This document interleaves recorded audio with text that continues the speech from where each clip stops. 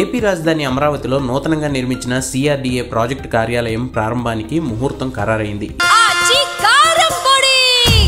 అదరగొట్టే కారం రంగు రుచి ఆచి కారం పొడి. ఈ నెల 13వ తేదీన ఉదయం 9:54 సిఆర్డీఏ కార్యాలయాన్ని సీఎం చంద్రబాబు లాంఛనంగా ప్రారంభించనున్నారు.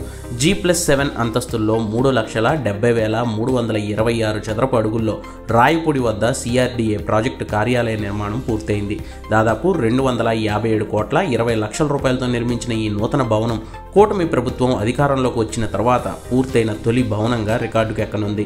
రాజధాని ప్రాంత ప్రాధికారిక సంస్థ సిఆర్డీఏ కార్యకలాపాలు ఇక విజయవాడ నుంచి అమరావతిలోని ఈ భవనానికి మారనున్నాయి. సీడ్ యాక్సెస్ రోడ్డు పక్కనే రాయపూడి సమీపంలో నిర్మించిన ఈ భవనం ఎంత అద్భుతంగా ఉందో మీరు చూసేయండి.